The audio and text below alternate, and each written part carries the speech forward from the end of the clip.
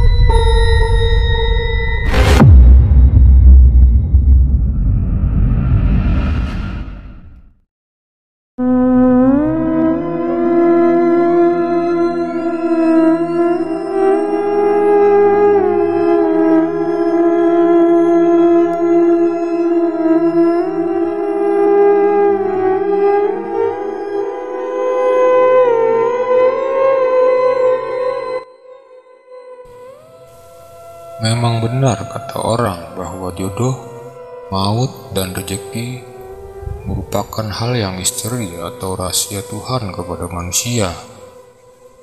Misalnya saja, sekarang kita kaya, mungkin nanti jadi miskin. Hari ini jahat, mungkin besok-besok bisa jadi baik. Atau malah yang hari ini baik, besok berubah jadi penjahat. Demikian seterusnya. Semuanya berjalan mengikuti siklus yang ada.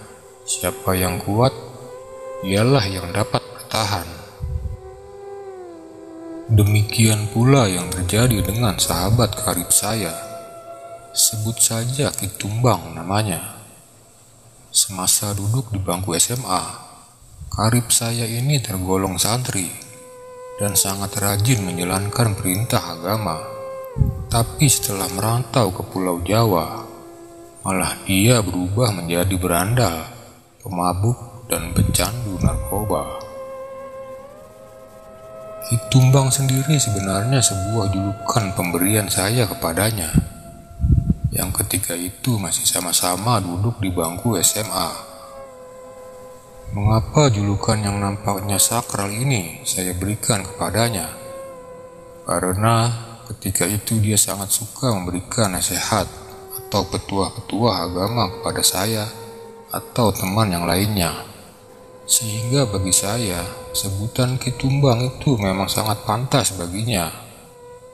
Waktu itu, keberangkatan Ki Tumbang ke Surabaya sebenarnya untuk menuntut ilmu ke jenjang yang lebih tinggi lagi. Ya, dia memang mau kuliah di sebuah universitas yang sangat didambakannya. Namun, karena gagal masuk ke perguruan tinggi idamannya, dia akhirnya dipaksa kuliah oleh orang tuanya di kampus yang menjadi pilihan mereka. Meski Ki Tumbang menolak, namun kedua orang tuanya tetap saja memintanya kuliah di sana. Karena masuk dengan cara terpaksa, maka pantaslah kalau keberadaan Ki Tumbang di perguruan tinggi itu hanya berusia seumur jagung. Setelah drop out dari perguruan tinggi, dia nampaknya lebih tertarik kepada dunia kehidupan. Semau gue, alias broken home. Dari sini, dia mulai mengenal bisnis barang haram yang menghasilkan uang ketimbang pusing-pusing menghadapi pelajaran. Dunia kemudian membuatnya terlena. Atas ajakan seorang temannya bernama Boni, akhirnya Kitumbang hengkang juga ke Jakarta. Karena Jakarta menurutnya punya potensi untuk mengembangkan usaha haramnya tadi. Jakarta sebagai kota besar tentu banyak menyimpan misteri kehidupan, dari kegiatan yang sifatnya baik-baik sampai yang paling buruk pun ada.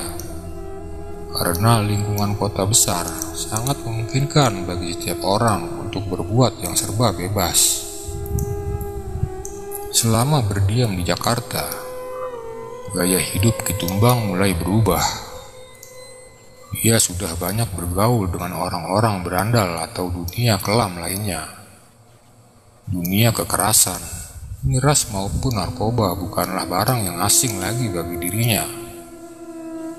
Bahkan hidup dalam penjara pun pernah dialami selama 2,5 tahun karena kasus narkoba. Namun penjara ternyata bukannya membuat Kitumbang menjadi jera. Yang terjadi malah sebaliknya. Sekeluarnya dari penjara, Kitumbang berbuat yang lebih nekat lagi. Dia bukan saja sebagai pemakai dan pengedar, tapi juga berambisi menjadi agen atau pemasok narkoba. Nampaknya, kian lama Kitumbang semakin berani menjalankan operasinya, dan semakin jauh pula kehidupannya dari jalan agama yang semasa SMA dulu begitu pasif dikuasainya. Perilakunya semakin rusak dan sudah berputar 180 derajat dari kehidupannya dulu sebelum merantau ke Jakarta dan terlibat dengan pergaulan yang keras. Sampai pada suatu hari, terjadilah perkelahian antara geng yang dipimpin Kitumbang dengan anggota geng lain. Korban luka-luka berjatuhan, bahkan korban nyawa pun tidak bisa dihindari lagi. Untung saja ketika itu, Kitumbang bisa menyelamatkan diri walau dirinya juga mengalami luka ringan di tubuhnya. Setelah perkelahian itu, polisi pun berdatangan untuk mengevakuasi lokasi maupun orang-orang yang terlibat perkelahian tersebut. Sekali lagi, Kitumbang terhindar dari kepungan petugas polisi. Kendati ketika itu dia harus berjam-jam lamanya berada dalam genangan air selokan yang memuakkan. Kendati polisi tak dapat menangkapnya, namun jati diri Kitumbang dan konco-konconya sudah diketahui polisi, dan polisi pun terus berupaya mencari dan mengejarnya. Karena gerak-geriknya di Jakarta sudah semakin sempit, akhirnya Kitumbang hengkang lagi ke kampung guna menyelamatkan diri dari kejaran polisi. Dasar Kitumbang, sekembalinya di kampung halaman pun lagi-lagi dia melakukan kegiatan seperti di Jakarta. Mabuk miras atau narkoba itu sudah menjadi kebiasaannya tiap hari, yang sepertinya akan sulit untuk ditinggalkannya. Hampir tiap hari kerjanya mabuk-mabukan, dan tak seorang pun yang bisa mencegahnya. Bila ada yang nekat mencegahnya, maka Kitumbang akan murka dan berjanji akan membunuhnya. Hingga tibalah di suatu malam, Kitumbang dan teman-teman barunya di kampung halaman berpesta mabuk-mabukan di rumah kontrakan tempat persembunyian geng mereka. Begitu hebatnya mereka mabuk, sampai akhirnya tanpa sadar, mereka semuanya lelap dalam tidurnya. Pada keesokan harinya, sekitar pukul 11, baru Kitumbang mulai membuka matanya. Dia segera bangkit dari tidurnya, lalu duduk. Dia heran, karena dilihatnya semua teman-temannya sudah tidak ada di tempat itu. Mungkin mereka semua sudah pergi dan sengaja meninggalkannya seorang diri, sebab tak ada satupun yang berani membangunkan Ki Tumbang. Dengan mata yang masih merah, dia melotot ke arah pintu. Anehnya, begitu ditatapnya, pintu itu mengeluarkan bunyi yang agak nyaring, seperti layaknya ada yang membukanya dari luar. Dan benar saja, pintu itu memang mulai terbuka. Mata Ki Tumbang terus melototinya. Jangan-jangan polisi mau meringkusku. Begitu terlintas dalam benak Ki Tumbang. 2 menit kemudian, sebuah gumpalan asap putih masuk lewat sela-sela pintu yang meregang tadi. Dan lama-lama asap itu membentuk semacam hantu pocong. Kesadaran Ki Tumbang sebenarnya belum pulih 100%. Dan dengan agak sempoyongan, dia berusaha mendekati pintu yang ada hantu pocongnya itu. Belum lagi Ki Tumbang mencapai pintu itu, asap berupa hantu pocong tersebut mengeluarkan suara tangisnya yang mengiba-iba. Karuan saja Ki Tumbang mundur beberapa langkah dan duduk lagi di atas kasur. Setelah menghela nafas keras beberapa kali, Ki Tumbang memberanikan diri lagi untuk mendekatinya. Namun, hantu pocong tersebut berteriak-teriak sambil mengadu kesakitan dan akhirnya kembali berubah menjadi gumpalan api. Ki Tumbang tercengang melihat pemandangan yang benar-benar aneh ini. Setengah menit kemudian, asap tersebut segera menghilang. Ki Tumbang menjadi sangat kaget dan keheranan. Dan karena pula dia menjadi sadar betul, dengan pelan-pelan dia mendekati dan meraba pintu itu. Namun tidak ada apa-apanya. Pintu ya tetap pintu. Barangkali aku hanya berhalusinasi, pikir Ki Tumbang. Suara azan berkumandang dari sebuah masjid dekat rumah itu. Bersamaan itu pula, lamunan Ki Tumbang yang memikirkan kejadian aneh itu buyar. Dia pun berusaha mendekati jendela dan membukanya, seakan ingin lebih jelas lagi mendengarkan kalimat panggilan sholat bagi seorang muslim itu. Dia lalu menggumam sendirian, Masya Allah, entah berapa lama sudah aku tidak melaksanakan sholat, dan entah berapa banyak pula kemaksiatan dan dosa yang sudah aku lakukan. Astagfirullahaladzim. Mata memandang jauh dari lubang jendela kamarnya yang berada di tingkat atas. Dia seakan ingin melakukan kilas balik atas segala perbuatan maksiatnya yang berlumuran dosa itu.